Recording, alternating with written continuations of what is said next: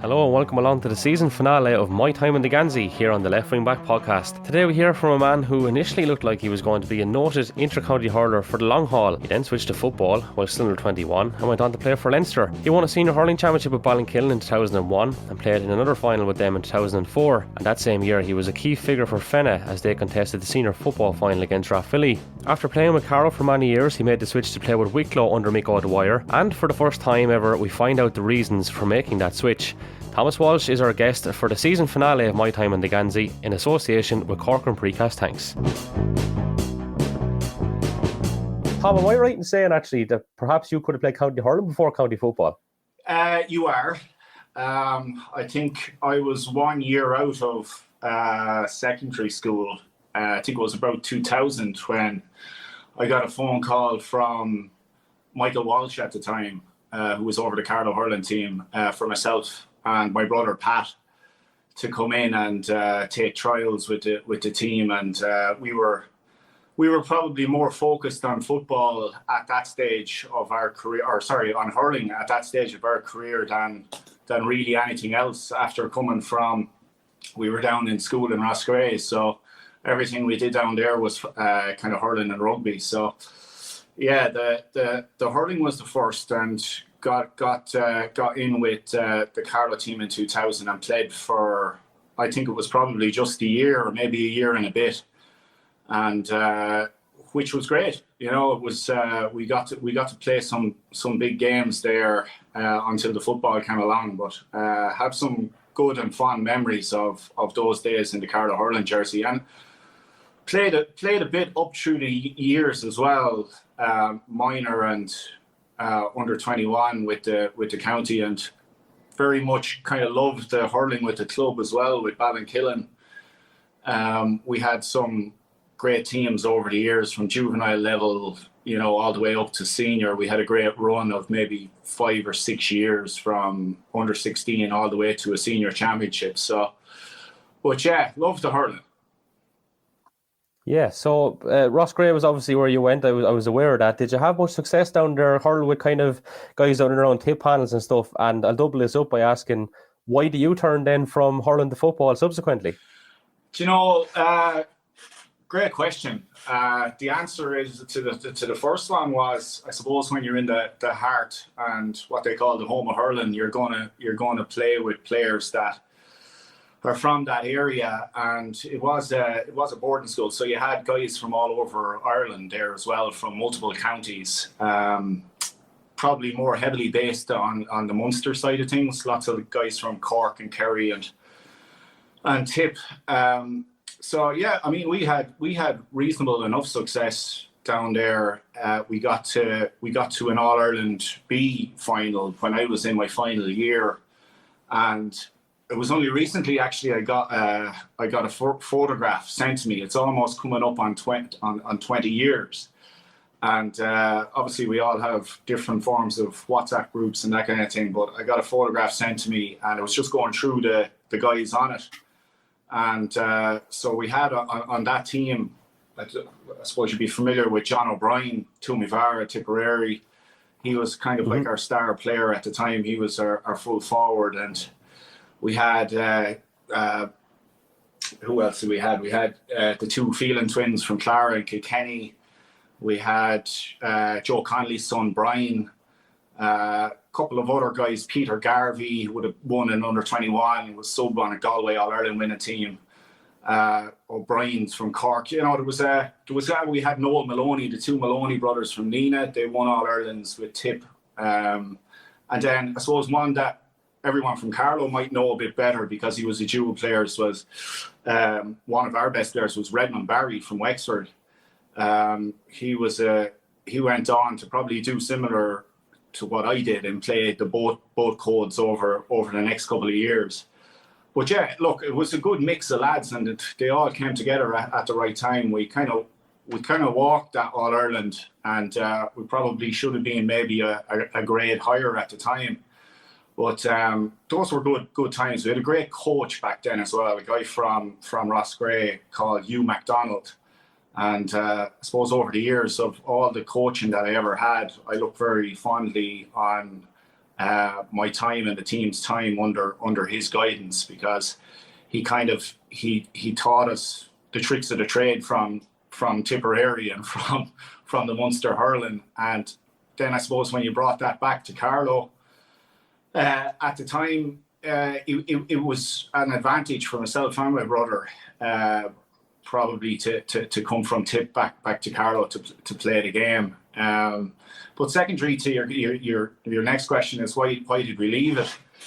And it's hard to know why, Kevin, because I would have always said over the years that hurling was, and still is to this day, my most kind of favorite sport. I suppose at the time, 21, 22, 23, that was kind of around the time when I did convert to the football. Actually, Carlow at the time were doing very well. They were under Pat Rowe at the time. They had just had a great run, I think, in 2001 through the qualifiers. I remember there was Kildare in the championship, went to Wicklow, beat Wicklow, and went on to play Sligo. And at the time, I was playing with the club in Fenagh, and there was a couple of guys that were on the county team at the time, the likes of Stephen O'Brien and John Hickey, Scally, Pat Nolan as well. And I suppose they were always trying to push myself and my brother to go over and play the football as well. And I suppose word got out, and Pat Rowe just called and said, would you come and give it a go? So I think I did the kind of dual role for the first year, and suddenly kind of realised at that stage that, it was taking up a lot of time with college teams and with multiple kind of under 21s and that kind of thing. So the focus kind of just went on to the football from under 21, just after it onwards. And we were playing a lot of sports. We were playing rugby as well at the time. I was playing up in Dublin with Bective, and just juggling everything. I just felt that maybe the football would be, something that I would get more traction and benefit out of over those kind of college years. So I think that was the answer. I think that was the reason for it, but I'm not really too sure, because I always kind of loved the hurling and stayed with it with the club as well, Yeah, so I mean, obviously there's no Byrne Cup win in there, and that would obviously kind of indicate that Carlow football was going in the right direction. And I can understand to an extent why you kind of would have made that decision, because it probably wasn't until a few years after when Carlow started making strides in hurling. And also, given the fact that it's so difficult to be a dual player, I mean, you seem to see quite early that difficulty was evident, and more so in the last 10 or 12 years when the dual player is almost gone altogether, completely. Yeah, I think... Yeah, it's a good one. It's hard to analyse, and I think at that stage there wasn't too much thought given to the efforts required for either football or hurling, as there is nowadays with the kind of professional levels that it's gone to. I think a lot of it might have had to do with my parents as well, and their push to make sure that the eye was on the ball when it came to getting results in college and that kind of thing as well. So. Applying time to multiple sports was kind of shadowed by trying to get through college as well. So maybe that had something to do with it. Again, with winning and the traction that the Carlow team had created in 2001, although we had a good run that year with the hurlers. We played in an intermediate All-Ireland final and had a great run. Or maybe that was the year before, I'm not sure, but there was great traction there, because I remember playing in front of, we played Kerry 3 games in a row in an intermediate All-Ireland semi-final, I think it was. And we beat them the last day in Roscrea, but the day before that, we actually got to play in front of the famous Dublin-Kerry game, which was the replay on the back of Maurice Fitz's great point from the sideline. So sure, yeah. That was just an awesome day, because we were, the place was packed come half time, and we had all the Dub fans supporting us, which was pretty good, playing Kerry. It's those days like that, and even playing in the home of hurling and having played down there for years with the school, playing in Semple, playing in Thurles, like it's not everyone gets a chance to do that. And you know, you take some pride and you look back on those kind of days fondly. But the O'Byrne Cup gave the football probably a bit more traction in that they'd come off of a good year the year before.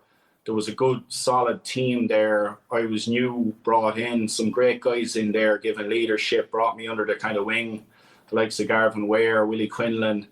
And you kind of felt like, yeah, you know, the passion was here for this now. You had something to offer. There was an excitement about it. And we went through that O'Byrne Cup. You know, we were playing some great football. We won some great games. And we had a great start to the year. Although I remember the year kind of turned obviously a bit sour, obviously very sour after Andrew's passing. And the kind of results after that kind of went a bit south.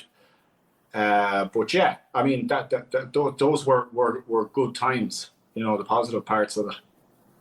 Absolutely. I'm looking at a photograph here which Tommy Murphy and Michael posted recently. I don't know if you came across it, but there's a picture of yourself in a dugout with Paul Kelly, Ray Walker, Dottie Byrne, Willie Minchin is there as well, Cormac McCarthy. It's a great photo. Apparently it was taken up in Longford. And I'm just intrigued to know why you're in the dugout in the first place, because Paul Kelly tells me you weren't too fond of training in January and February. You were more of a summer footballer. What do you have to say in response to that? Either we all got sent off or we're all injured. Do you know, I haven't seen that. I'd love to get my hands on that. I love looking at those old ones just to have a laugh. Yeah, we'll get that across there. It'll be no problem. Yeah, that'd be awesome, Kev. Paul Kelly, you know, he's probably, well, you know, he's 100% correct. You know, training in winter, I wasn't particularly too passionate about that. And I think that I was more of a summer player. I definitely don't deny that charge by Paul Kelly. And he definitely, he probably was sitting in that dugout for a reason similar to that. Yeah, excellent. Also, you played under Luke Dempsey, you played under Mick Condon as well. That transition is something I've spoken to a couple of other people on the podcast about. You know, you must have some great memories in terms of, I'm not going to refer to that Donegal situation again, which was a little bit of a farce, but it brought great friends and obviously great times as well off the pitch. We did, yeah. And you know, they said like it's the mates that you meet in those kind of situations, in those kind of adverse situations, are the ones that really do stick around, because you get through it. And that time was difficult because we had a fairly good team at that time. It was just the coordination, management, communication around getting things done it wasn't up to par for the time. And I came, you know, back to the era I kind of joined. I was in that transition kind of era of the kind of the old school guys that had done it on the scene, the likes of Sean, Kavanagh, Willie Quinlan, these guys that had produced Garvin Ware, the guys that obviously the Air Og legends and that team. And there was a transition period there that a lot of those kind of left after the Condon when Mixer came in. And you know, that creates some traction sometimes as well, or a bit of you know, there can be some kind of tensions. But look, I think we actually didn't have a bad league campaign at that time. It just one or two or maybe three results went against us, and we kind of as a team came together. I remember having a kind of a meeting where a couple of the leaders in that team came together and kind of discussed what needs to happen, because there's no point in continuing to do the same thing if you're going to reach the same results, back to that kind of argument. So around that time, after, I think it was very shortly, the Donegal incident that you refer to, which I think everyone listening will have a giggle at through Paul's analysis of it. But after that, I think the penny dropped, and we just collectively as a team kind of decided that listen, if we're going to be in this, we might as well give it 100%. And to do that, you kind of need to have the right structures and the right leaders in place, not alone on the pitch, but off the pitch as well. So, so that took place, and Mixer left, and in fairness to Mixer, he's a top guy, and he tried to change things up, and maybe it wasn't the right time. Maybe it wasn't the right time to do it, but he's definitely showcased on the club scene and in other places that he definitely delivered and had the ability to do that. And but that period then between that time and when Luke came in, Johnny Nevin kind of took over a strong leadership role with one or two others. I think Breffney Hanna and a few other guys jumped on board there and started to take ownership on the training. And there was just a complete change in mentality. It's amazing. Like, you have players that had, got themselves into a zone where they weren't getting the most out of themselves. And overnight, simply because you wanted to prove yourself right, prove others wrong, the whole mentality changed around that. And then shortly before our opening championship game, Luke came in. And I think Luke came into a situation, no matter who came in, even as good as Luke was as a trainer or is as a trainer, no matter who came in there, there was no way we were going to lose that first round of the championship, because we put ourselves into a position where, we were going to be judged on our decision to move on from Mixer and to get that result. That's what we were going to be judged on. So complete change of mindset.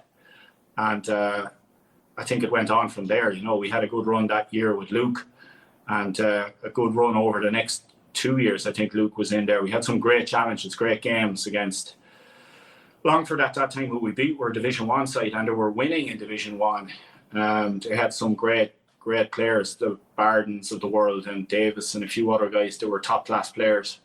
But yeah, it was, that time was a complete change of mindset, and I think we got some positive results out of it. And then the next manager that comes in is none other than Liam Hayes. Was Liam Hayes the first manager to pair you and Patrick together for the county at midfield? I think he was, yeah. He definitely was. That's obviously special. Yeah, it was great. Those days playing with Pat along, even with the club, with Fenagh and with the county, they kind of brought the best out of the two of us. It was kind of like he deserved to be there on club performance. And I just know, like, he's, there's most days that I played along with him, he probably played better than me. And probably was one of the top players on most days out with Carlow. But Liam Hayes kind of saw that, and we had John Druid, I think, was training us at the time. It was around the time where we got to the county final against Rathvilly. And Rathvilly were flying it at the time. We went to a draw, but there was, again, back to that mindset thing. There was a good vibe in the club in Fenagh.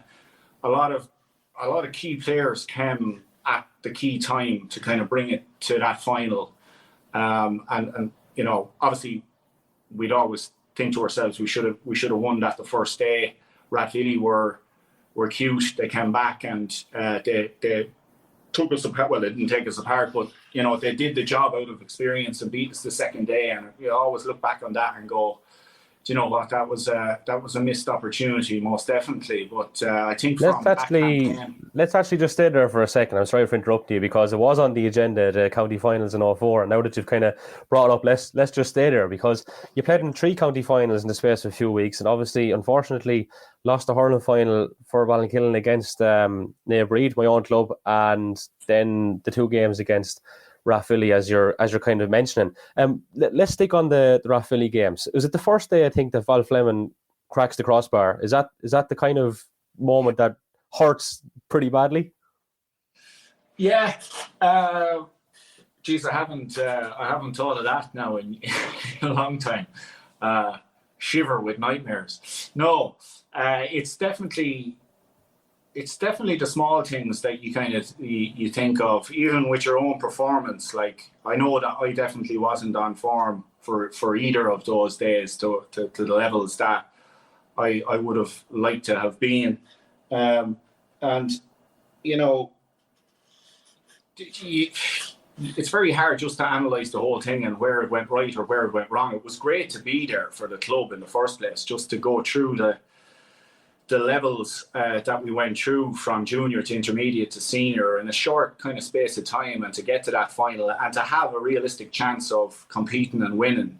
Like, that was a great time for the community, the location, where we're from, our families, all that kind of thing. So, I'd be more in line to take those kind of positives out of a situation like that than just the negatives of losing. Yeah, it'd be great to have a county final or a medal in your back pocket to show some kind of result. We don't have that, but don't really spend too much time analysing what went right or wrong on those kind of days. It's just we didn't perform, and that's it. We lost, and unfortunately that's the way you kind of have to take it, isn't it? Yeah, I suppose. You mentioned, just in terms of your own performance, and I know you kind of mentioned you don't really like looking back. Was nerves perhaps a factor in any of this, Tom, that you think that maybe you didn't perform to the levels? Or is it just that you set such high standards yourself that maybe you're being a bit unfair on yourself? I just think Rathvilly got it right. I never really considered myself an all-around kind of footballer. I think one of the things that I kind of worked on were the things that I was given from my parents, and that's probably size, and that's I always tried to, and the game was perfectly suited to myself and my brother back then, where your focus was on dominating that midfield, catching, distribution, fitness up and down the pitch. That was a lot of what we kind of did for club and county, and that's where our focus was on for any of those bigger games. Try dominate at midfield, get possession, up and down the pitch, fitness, and then create opportunities for other people. Drive through the middle, give it off to guys that can score.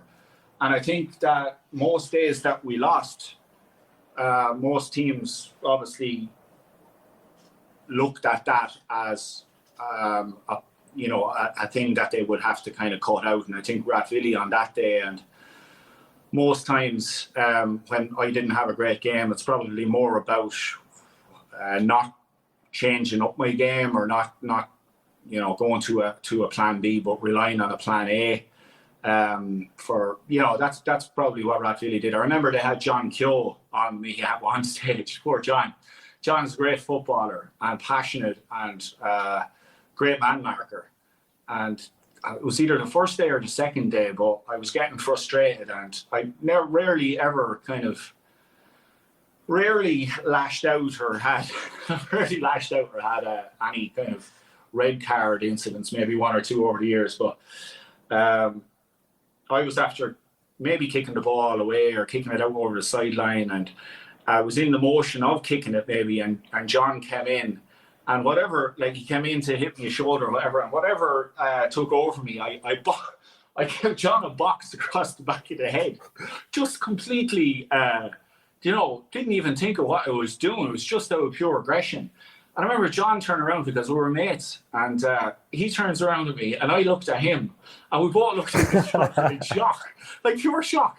And I went to him straight, "Geez, John, I'm sorry." There was no like pushing or shoving. And I think John at that stage knew it was kind of out of character. And he, John being as hard as he is, didn't fall or didn't go down. He just got on with it. But, it's those kind of frustrating things that pop in when things mightn't be going too well for you. But then again, you think about that campaign, and geez, there were some great days as well that everything went well. You kind of try to think of those ones more than the ones that didn't. Yeah. The journey of getting there is obviously very special. There's a perception as well that if you had have actually won one, you would have won the second one, and that maybe it had the preparations going into the second county final. What's your thoughts on that?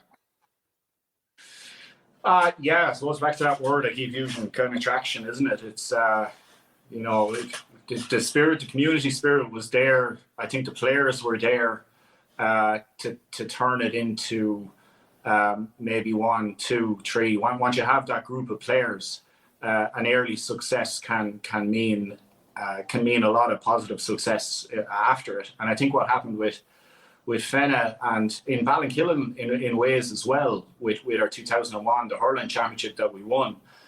I think if you kind of break down the team and where guys were at that stage in their life, it's an interesting one when you compare it to other teams, club teams especially.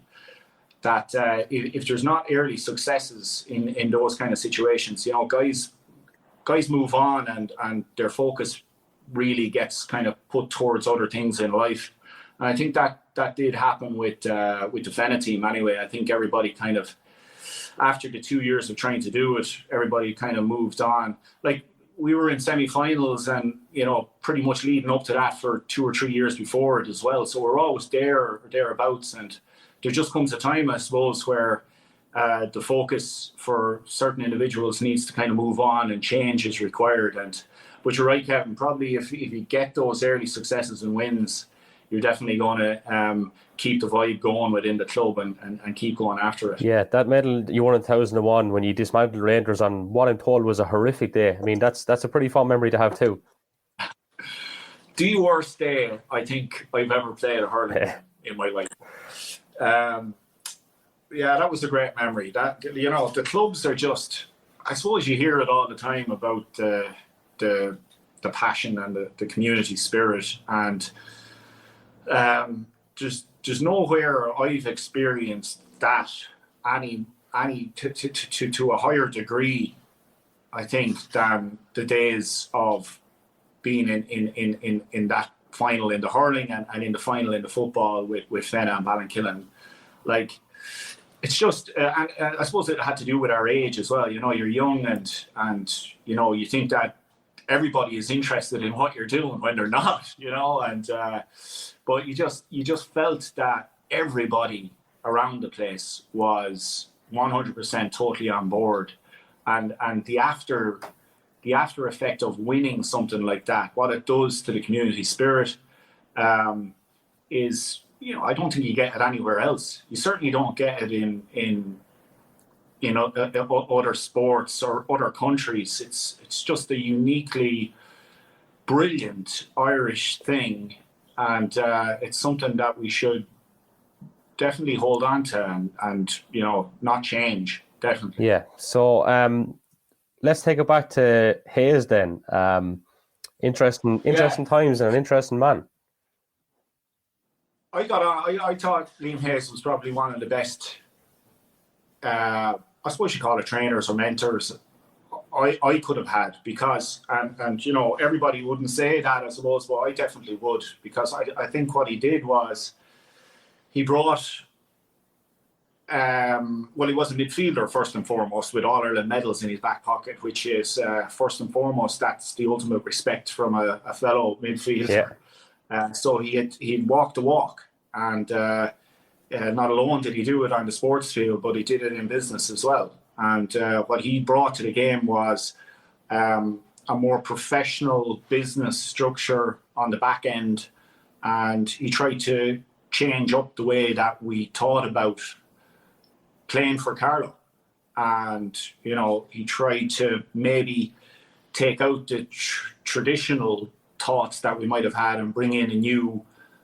He was basically trying to implement the things, I suppose, that Boylan put onto him back in the day. And that's what I loved about it. It felt a lot more professional, and it felt like there was a common goal. Communication was great, and I got on great with Hayes. Yeah, I thought he was great. Yeah, and it seemed to work to a certain extent, in that there's a couple of really good victories in there. I mean, you beat Offaly and a big win over Wicklow, I think, below in Wexford Park as well, before you crossed the border, Tom. Yeah, absolutely. Yeah, we had some great days. Like, I mean, I remember that day in Dr. Cullen. It was in the qualifiers. We just lost. I think it was Laois. We lost it in the championship over in O'Moore Park, and that was a serious day. You know, a lovely day. The place was packed. We got off to a bad start that day. and could never really claw it back. But we were thereabouts with Laois as well. Like, that team at that time that Hayes had was probably the best team that I played on. Some of the guys on that team could have walked on to any county team, definitely. And I think that Hayes gave it 2 years, I think, and if he had stayed on, that team was definitely heading towards more success. There was definitely, because of the level of team performance in Leinster at that time, you know, everybody was on par with everybody. There wasn't this discrepancy that's there now. But we had that day in the qualifiers after the Laois game against Offaly. I think Waterford were playing Offaly in Dr. Cullen. Yeah. Or Netwatch Park, sorry, should I say? You better say that. I better say that, yeah. I want to get the old plug in Netwatch Park. On the Waterford were playing Offaly, and Waterford were flying it at the time. The place was mobbed. There was 12 or 15,000 people there, apparently. But we came out, and first game, and it was scorching hot. I remember that, and I remember first 10 minutes. You know, the heat was getting to me. That championship pace was there. I was marking McManus, Kieran, and he was flying it. And definitely, I do remember that time I was as fit as a fiddle, and I was thinking in my head, I'm as fit as a fiddle, but I can't breathe here. What's going on? So Paddy, I think, was playing, and it was around the time Willie Power went down. Poor Willie broke the leg at the time. And there was a bit of rest at that time. And I don't know what I did, but I was able to get some energy back and get going. And I think I was able to get McManus under control anyway. If I just hacked at him a bit, he was dominating a bit, and kind of I got him under control. And Paddy was kind of, I think Paddy was, or we were all finding it actually. We were all getting going well. But I do remember specifically Carpenter was absolutely annihilating the guy he was on, up and down the pitch. He was on the ball almost more than any other Carlow player. He was phenomenal that day. And that day just was up and down, score for score. It was really exciting. We started to dominate at midfield, got to catch a few over McManus, which was great at the time because he was flying it with the Offaly and with the Irish team and that kind of thing. So, but things were good. And then at the end, obviously the end of that game was probably the most enjoyable last 5 minutes I've ever played with Carlow, because it was so tense. And McCarthy, Cormac, came bursting up the back from corner back, elbows out, and he knocked one over, fabulous point, to draw it, I think it was. And then Carpenter got the winner, or maybe it was the other way around. Carpenter got the winner, It's just one of those days in Dr. Cullen where scorcher, summer weather, atmosphere was unreal. And just, again, back to that community, the vibe was just awesome at that time with Hayes. And he had that team moving well. Definitely. Good stuff. Right, which brings us on to, I suppose, the most controversial period of your is when you made the move to Wicklow in 2007. And in fairness to you, you kept the lead on this fairly well, because I'd say the media were absolutely hounding you at the time, and people had so many questions, and it was literally everywhere. Talk to us about making that move, kind of how it came about, and the influences in making that decision. Well, look, I think it kind of barks back to a bit of what we kind of said earlier on. It's kind of like a mixture of my own personality and, you know, whether it's in on the football pitch, on sports pitches, in business, in personal life, that kind of thing. I get very motivated when there is a challenge, when there's high communication, and you know, when everybody's on board for the one goal. And after, I remember we played Leitrim up in the Byrne Cup, and Hayes quit after that. And I thought that the team was heading in the right direction. I thought that you know, everything was going to plan for the following year. And he kind of went on, and fair play to him. You know, I learned and was guided an awful lot by him over the years. But he left, and there was an opening then for somebody to come in and take over that team at that time. And not too many people, I suppose, know about it. And I wouldn't, at that stage, have been the most vocal about things either. But there was an opportunity for Mick O'Dwyer to come and train Carlow over the preceding 3 to 4 months after Hayes left. And that opportunity was down to a final meeting, and that meeting didn't take place for one reason or another. And I do feel that there had a lot to do with my decision, also with my own personality, and that I didn't think that there was really a good target or a goal or any communication on what that team was going to achieve or perform over the next year, 2 years, 3 years. And again, I just wanted to change. I just wanted to get out. And the whole idea of not having Mick with that team coming to train Carlow, I just think if that did happen, I do think that there would be medals in that county. There would be medals in Carlow, definitely. But anyway, look, it changed, and I moved clubs. I moved to Bray, and we had some interesting times over those couple of months, I can tell you. The only I suppose that year was fairly stressful. It was, I can't say it, but the one thing I can say is that over the years on any team, no matter what jersey it was, if the team, whether it's again back to life or in business or whatever, if the team has a purpose and a goal, and everybody is under one path towards achieving that goal, that motivates me, and it always has motivated me. And you can get passionate then that drives that motivation. That was lost for me in Carlow around that time, and I needed to find it someplace else, and I think I did. I had some great times once everything settled down. I had some great times in Wicklow through the whole Mick story. It was an interesting but fun time. Yeah, so obviously Mick went and took over that Wicklow team. When you seen him going to Wicklow then and that opportunity came up, what kind of brought you to Bray in the first place? Was it work?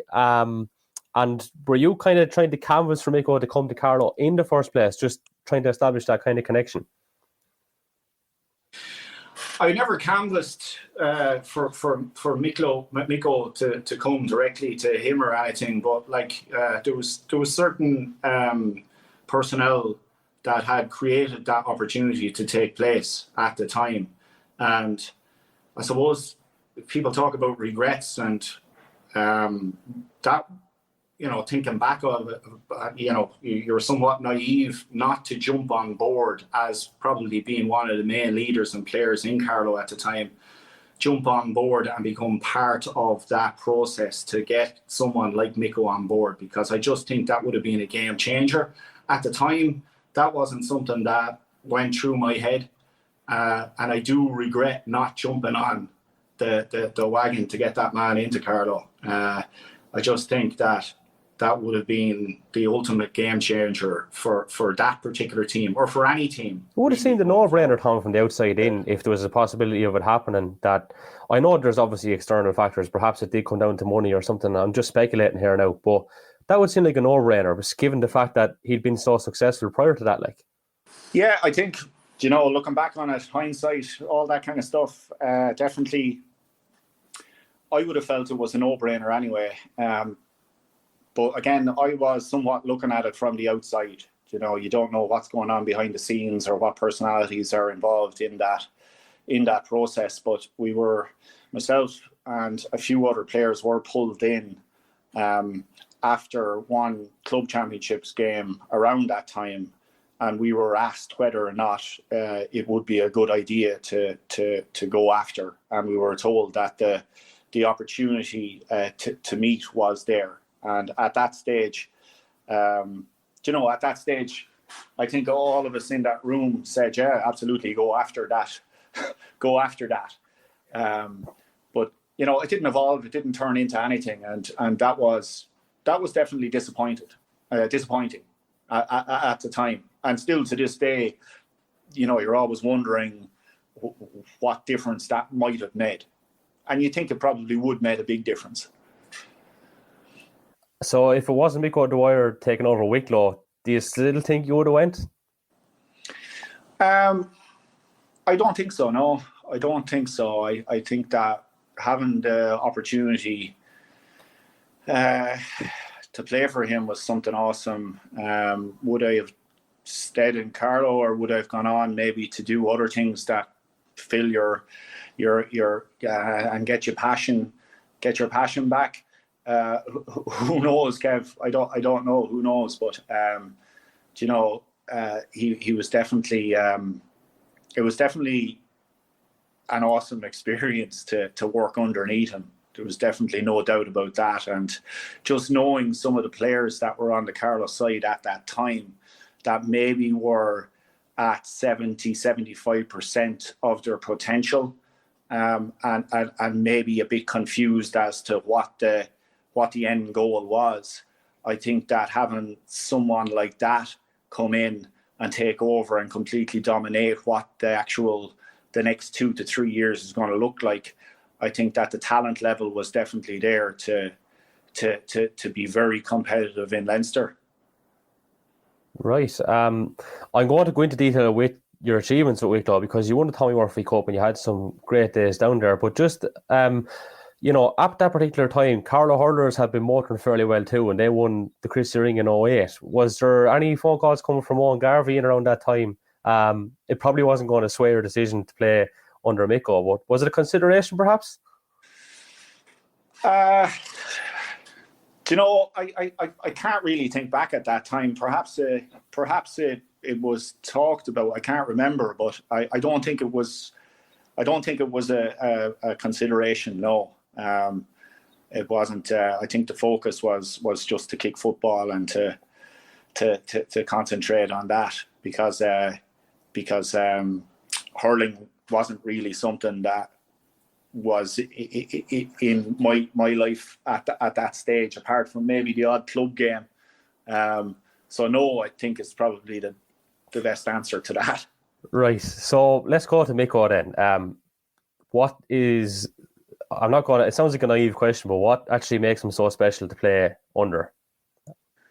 Well, look, I suppose it's definitely a hard one to analyze. Some people say it's just the charisma and the overall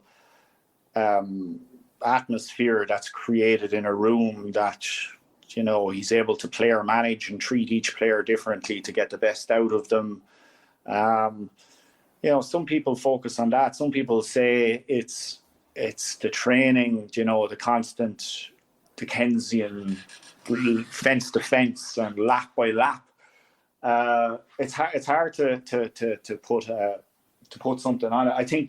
I think the most important thing is that there's a belief and a hope of improving team performance and improving individuals by just being present and by being part of the whole bus that he runs. There's definitely other coaching that I've had that would focus more on skills and would focus more on maybe a team kind of delivery and that kind of thing. But when it comes to being the fittest that you could possibly be and going out onto the pitch with your chest out, thinking that you deserve to be there, you're good enough to be there, and the team around you are good enough to be there. He brings that to the game, most definitely. He definitely brings an individual's performance up to possibly the best that they could probably be. He's very empowering as well, just from looking at his interviews. I'm sure that's something that he just instills that belief, I gather, from the outside in. I mean, you've been there. I'm just making an assumption now, so it's probably better that you answer it rather than me answering it for you. He's charismatic, even though I don't think he tries to be, but he just has a presence. There's a few people over the course of my playing career that walk into a dressing room and they exude a kind of a presence.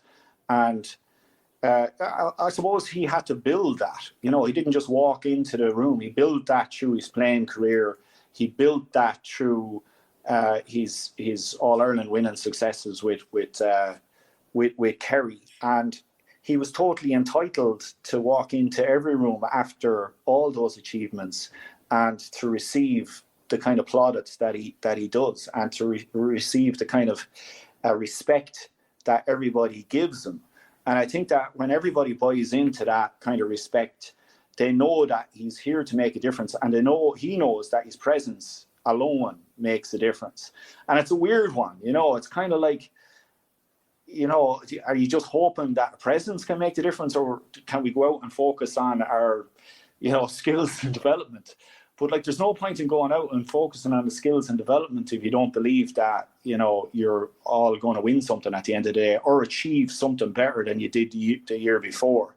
And that's really what he could bring to the game, focusing on individuals to get them to that level that when they get out onto the pitch, they know they deserve to be there and good enough to be there. The most bizarre day, perhaps, in your career was obviously in 2008, I think it was, you played Kildare and Crow Park with Wicklow and you won. And I think in the game after that, Patrick was playing midfield for Carlow and you had just played midfield for Wicklow.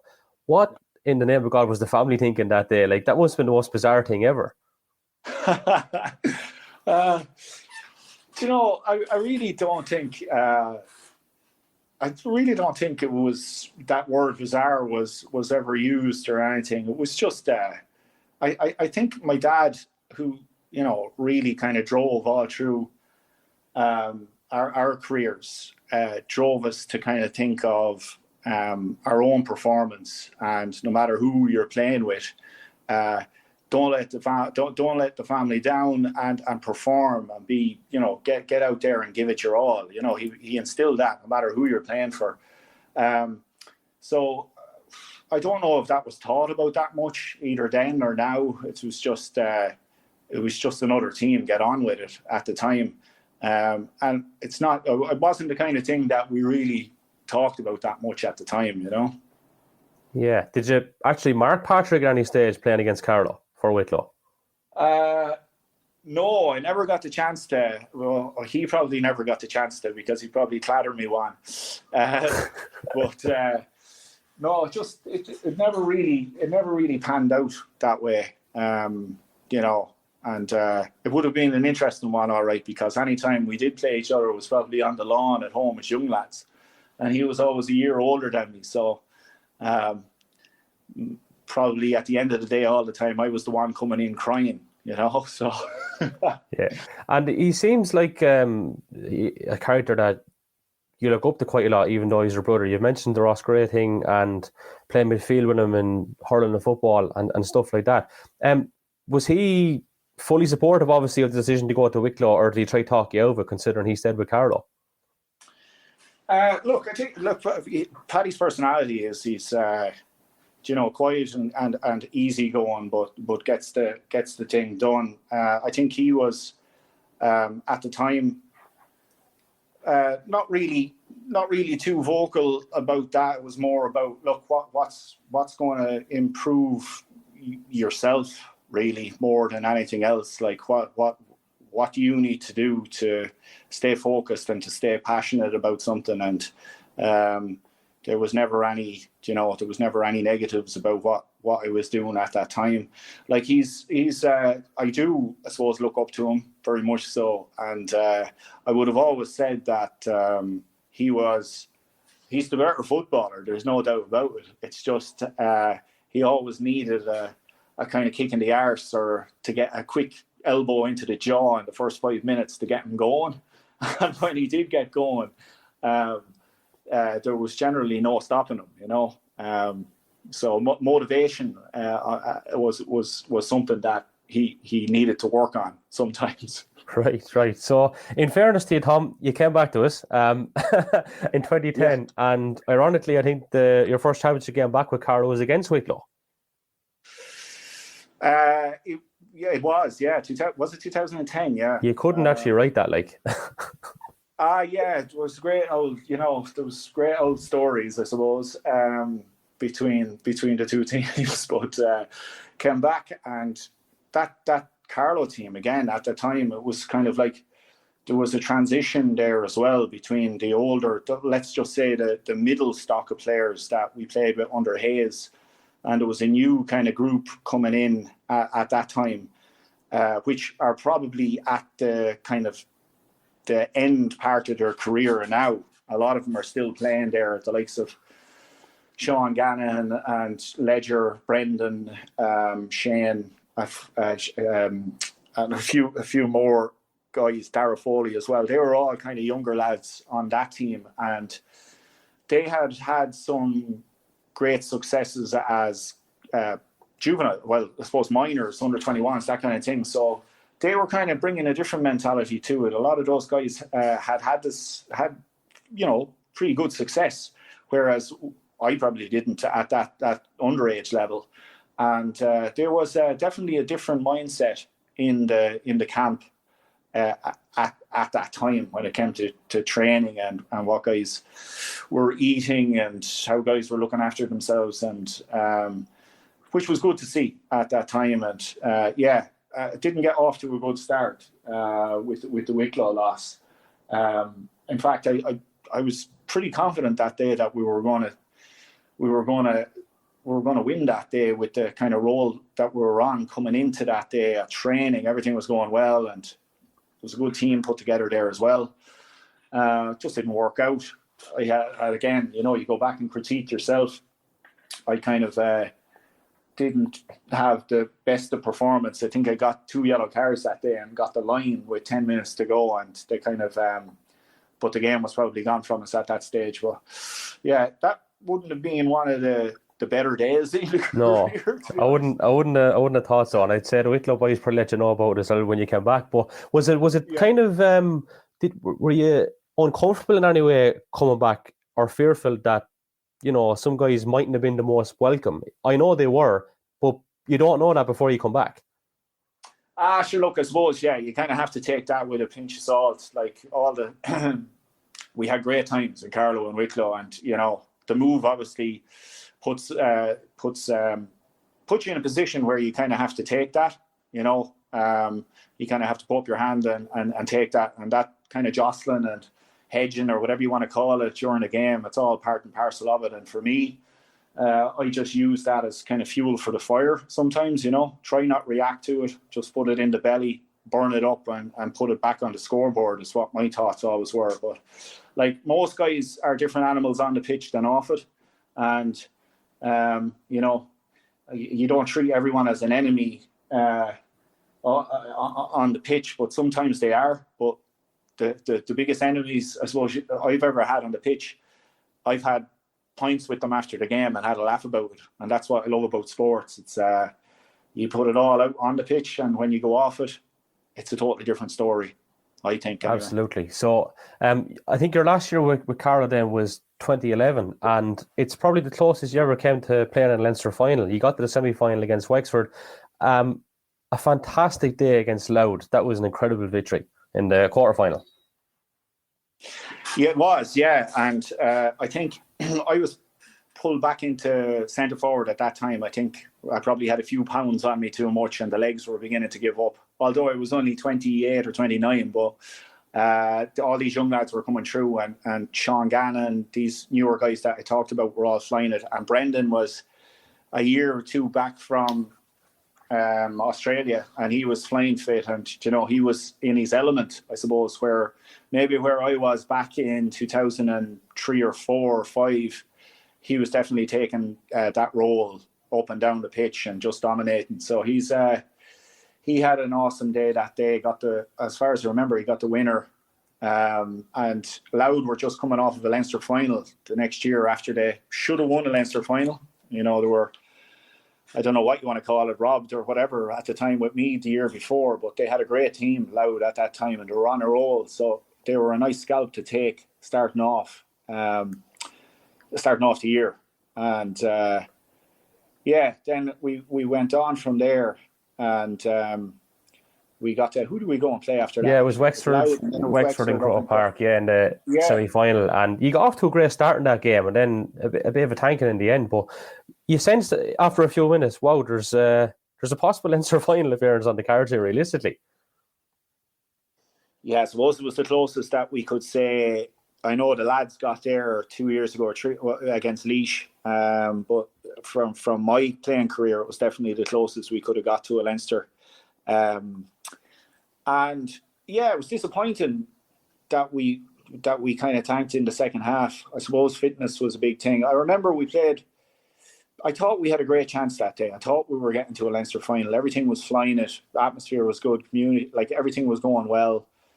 I think it was 6 points all at half time. And I don't know what happened. Like, I mean, I was pulled off with 15 minutes to go. I wasn't seen in the second half. So it was just one of those days, one of those games, again, that kind of passes you by. But, yeah, that was unfortunate. It would have been obviously awesome to progress on to a Leinster final, because at the end of the day, I think that's probably where our mindset is kind of, or was at the time, kind of set on being the pinnacle kind of thing to achieve, to get to a Leinster final, just to get to it, just to break the seal, which it hasn't been for quite a while. But that would have made a big difference. But yeah, it was a good day. It's always good playing in Croker, winning or losing. Yeah, and it's not an opportunity that many people get to do, especially if you come from Carlow. So listen, we've asked you to do a bit of homework, and we've asked you to pick the best 15. The curveball of the series, you got to include yourself, and lads bloody hate that, but I love it. You've been doing some thinking. I kind of did. I was in the car yesterday, and I had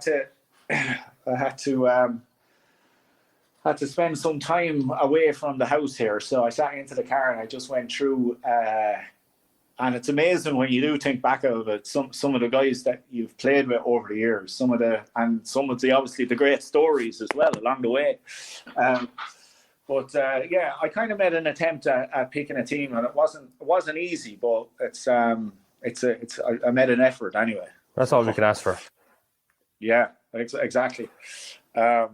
So you want me to, obviously you'll start in the goal, I suppose. Yeah. So just before we do it, bear in mind as well, I know you did make a few interprovincial appearances, I should say. I'm right in saying that, yeah? I did. So lads qualify on that basis too. I don't know if you've included them or not, if you want to make any last minute changes. But listen, let's have a crack off it anyway and see where we go first. I was kind of more keeping it local, but I can think off the top of my head about a few. So in goal, I suppose the first place that you go to when you think about putting these teams together is just your club career, and because those were the first guys that you came in contact with. And over the years, our club goalkeeper has been Pat Butler, who he was there from my primary school all the way up to senior when we played in the county finals. So he was definitely someone that would be considered as a really solid club goalkeeper that got how to play with myself and Paddy, who were generally his midfielders. Over the years, then you kind of you mentioned the interprovincial. Like when you think about that, like I was fortunate enough, I don't know how, but I got to play in three Railway Cup finals and got to win 2 of them. And I think that one keeper that kind of sticks out over that period was Gary Connaughton from Westmeath. He was a serious character and had an awesome, rangy kind of structure to him. Massive kick out. Fergal Byrne as well from Laois was always a good keeper we played against and played with on that Laois or on the Leinster team. But when you bring it back home, then I suppose the guys that you played with for the longest part of your career would be the Carlow guys. And I remember James Clark obviously is always there. I don't know if is he still kicking ball? Yeah, Clark is still going, I think. Yeah, can't give a good man down. Is he? Yeah. Absolute legend of a man, soundest man ever. And then I remember during the Liam Hayes, we had Donegal, man, Jerry or McGill, or was it Jerry McGill? Jerry McGill. Yeah, Jerry was was fine at that stage. But probably over the whole course of the career, John Brennan Sausage would to me have been the kind of number one goalkeeper, because he was a great shot stopper. He was a phenomenal kick out. And at the time we were playing, and I talked about earlier on, if you could get a good floated kick out from a keeper at midfield, because the game was all around there. It's obviously changed now, but you had a very high likelihood of catching that if Sausage got the right kick on it, and his personality as well. I don't know if you know Sausage well, but he was fairly strong in the dressing room in terms of his opinion, and just a great character to provide kind of very positive kind of character in the dressing room. So he would definitely be the goalkeeper. Then in terms of the full back line, there's been so many good ones over the years. The right corner, left corner, full back. I think at the club, and you think of the likes of John Hickey, Val Fleming, even Martin Farrell from Ballinkillen, who kicked football with Fenagh and was a tough full back there for many a year. I was fortunate enough then to travel a good bit in terms with football, and we played in New York and played in Boston for different teams over there during the years. And when you do that, I suppose you bring lads come from all over the place, and we played with the likes of Anthony Lynch from Cork, Sean Martin Lockhart from Derry was over there a couple of years, and then you kind of go back to the Carlow side that you played with over the years, like Cormac McCarthy, I mentioned him earlier on, Brian Farrell from Pal, Andrew Corden was there on the scene my first year. Again, I kept thinking of the newer guys as well, like the Paul Cashins, Shane Redmonds, Conor Lawlers. I have a list of them here, like Liam Murphy, the older guys, Breffney Hannon, Barry English, the Blues guys. But I think overall, when you mix it together, I kind of felt that I would go. Cormac McCarthy was always a tough cornerback that was a great man marker. I put him in there.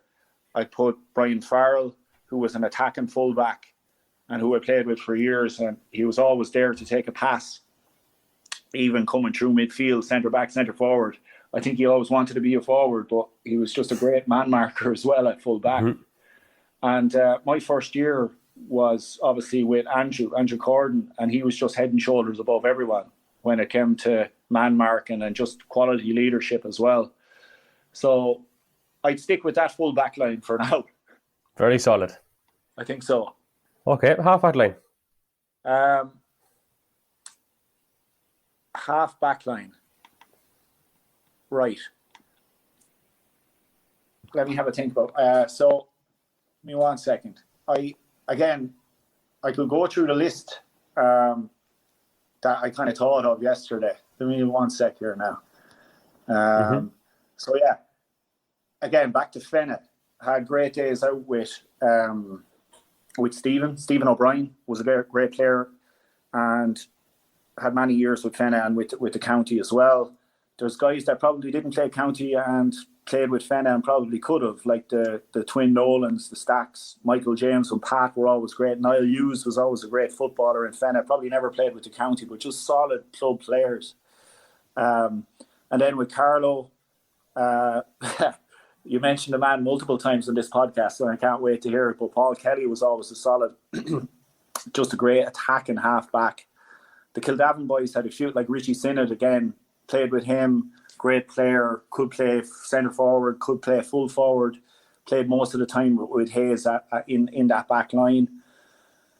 Ken Walker, another solid player. Joe Byrne, solid player.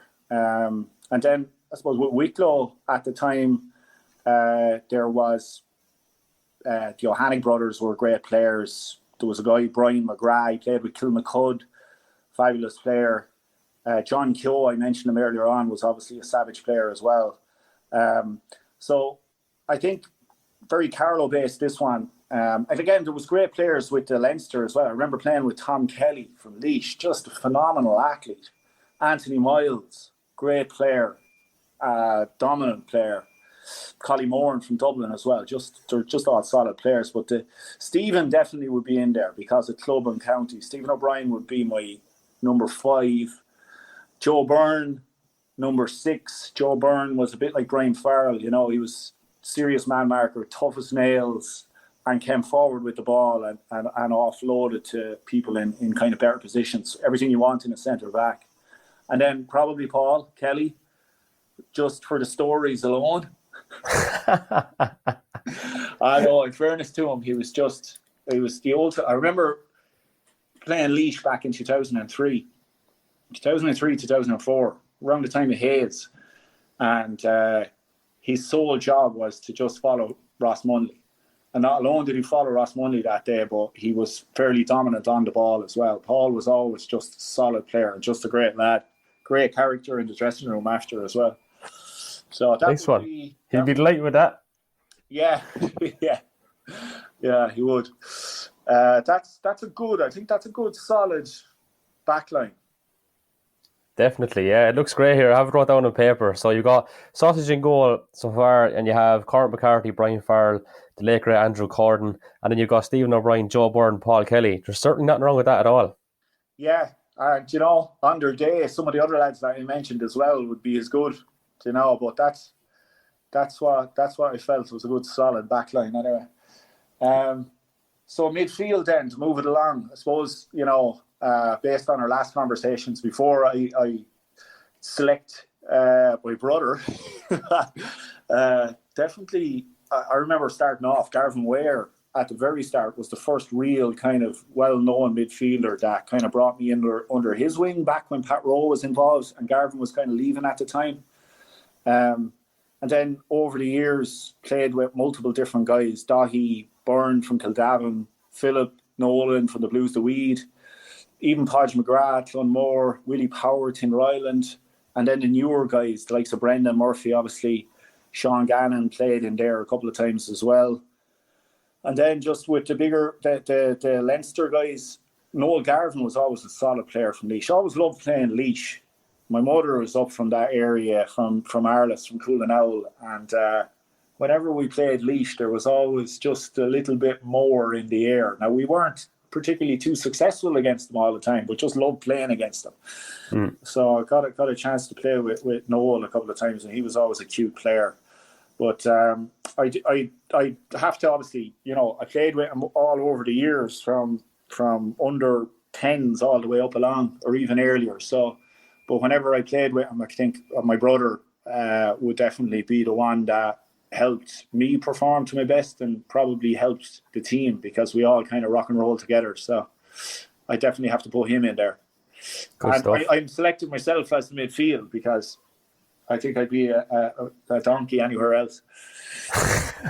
You played centre forward a good bit in fairness. I did, but sure, look, yeah. As I said to you earlier on, my problem was my role was to catch, to run through, to create opportunities for other people. That was it. And when you had lads like Ray and Carberry and these Carpenter guys, you could just give it to them and you knew they'd score.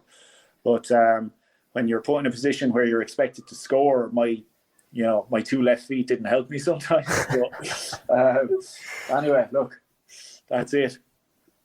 So you did make an appearance at corner forward, I think, under... Did Granny Murray put you corner forward at one stage when you came back to Fenagh? Oh, God. Yeah, probably. It was like some kind of illusion pattern Granny was trying to put in place. You know, they won't see him in there. And we'll bring him out around midfield after 30 seconds. You know, just tactics. Yeah. Granny is a legend. Geez, some time for those guys. We had some crack with that Fenagh team and the lads around it. It was just awesome. Yeah. So back to the half forward line. Half forward line. This is an interesting one now because I think that, let me just have a look here. We have, again, back to the time when I started, there was some absolute heroes of Carlow football that just gave years to Carlow football. Obviously, Willie Quinlan was huge. As in effort and heart and talent and everything that came with it and experience. Johnny Nevin, just a hero. And then you had just this crop of great players that came through along with those kind of guys to guide them through, like Brian Carby, Carpenter, Paddy Hickey, Mark Brennan, O'Loughlin. And then the newer guys again, John Murphy, Grange, Ledger, Sean Gannon. I didn't mention Sean Murphy from Fenagh. Obviously, Sean is a midfielder, but I think I got 1 or 2 games with him as a chap with the club. And, you know, he had all the talent then that he has now. Brian Murphy from Rathvilly, Dara Foley, again, Owen Root, these guys were always good. And then the Wicklow guys, I mean, we had some fabulous players there. Leighton Glynn, obviously just top-notch player. John McGrath from Ballinkillen, Tony Hannon. These were all just great players. I didn't get to mention Stafford from Wicklow for the midfielder, but he was cracked in the head. And but he was a solid, big-hearted kind of player. And Sean Kavanagh, again, there's so many players. Sean Kavanagh at midfield, like he could have been there as well. Like, he was just, didn't play with him that often, but, you know, we'll put him in the centre forward line, or we'll put him in the option for centre forward. But I went with, because I just think he's pound for pound the best player I've probably ever played with when it comes to football, and the brain that's required to run it. For the size of him, Willie Quinlan was head and heels above anyone, because his perception, he was just, whenever you were in trouble, he was the one there that was just getting at that pace. And when you were coming through that pace, which is what my game was, Willie Quinlan was giving it to you 2 or 3 yards in front. You know, he wasn't giving it to you and making you slow down. He knew where to be and how to just create gaps and that kind of thing. And he was a phenomenal defender as well. So I'd have him. I think I'd have Carpenter, because every day Carpenter went out, he was phenomenal. I don't think he ever had a bad day. He was fit as a fiddle and just a great guy as well, you know, great leader. Mm-hmm. And I was kind of thinking about either between Leighton Glynn or Johnny Nevin. And I think I'd have to go with Johnny Nevin, simply because I think he's played over 200 or 300 times between hurling and football for the county. Great leader. And even back around that time when he did take over the leadership role, back when Mixer was there and that kind of thing, you know, he kept the thing in place. He kept us on the rails, and we had a great success that year based on Johnny's leadership. So, and just a phenomenal player, hurling and football as well, great leader. So it would be Quinlan, Carpenter and Nevin. Tasty out. And that's a real debacle you had with 2 great dual stars, because Leighton Glynn, equally as good at hurling as he was at football too. Like, so, yeah, I don't envy on that one. But glad you went with Johnny, a clubmate course there with Dave Breed as well. So that takes us into the full forward line. Yeah. And Glynn, in fairness to Glynn, he's just a super talent. Like in soccer and everything that lad put his hands to, he was pretty good at. I'm sure Johnny is the same. The full forward line was interesting. I had, again, with the club, I remember back when we were younger guys, and not too many people would know this, like Scally, Pat Nolan was always a great club and county player and deserved his spot on most teams he played on. But he had a younger brother, Decky, and I don't know if any people know about, but we won minor championships in under 16s, and this guy was head and heels above everyone, Decky Nolan, and he gave up the game after minor. And if he had went on and played, he was just an insane player at that time. And who knows where he would have went, but he definitely deserves a mention as to a guy that was so far ahead of everyone else at that time that he has to get a mention. And then with the Carlow team, I think the full forward line pretty much stayed fairly solid over the years. We had some really sharp shooters in there, the likes of Simon Skiock, Johnny Kavanagh from Aska. Those were kind of, and then when you think about Leinster and Donegal and other teams that we kind of played with, one player that always kind of just was phenomenal was Matty Ford. Just that guy could do anything with the ball. We played in Donegal as well, the same team that Anthony Lynch played with that we were on. We won a championship over there back in 2002. I don't know if you remember, but there was a guy, Adrian Sweeney. He used to play with Donegal full forward. Yeah, he was lethal. Yeah. I mean, when you see that talent, and I remember that day, myself, we played in the hurling final and the football final in Gaelic Park on the same day with Tipperary and Donegal. And we started in the hurling, myself and my brother and Paddy, and we both came on as subs in the football. And Paddy came on with about 3 or 4 minutes to go, and Adrian Sweeney set him up for 2 goals, and we won the final by a point. So Adrian Sweeney made my brother an absolute, well, he had to take the goal, but made him an absolute legend in New York for about 2 days. But he was just one of those insane players that you knew every time he got the ball, something good was going to happen. I used to always compare, like, anyone like that is a bit like the DJ effect. You could wait nearly all the game for him to even touch the ball, but when he does touch it, everybody gets up off their seat and something good is about to happen. He had that kind of effect to him. Shawnee Furlong from Wicklow as well was always pretty dominant in there. Good lad to kick the ball into.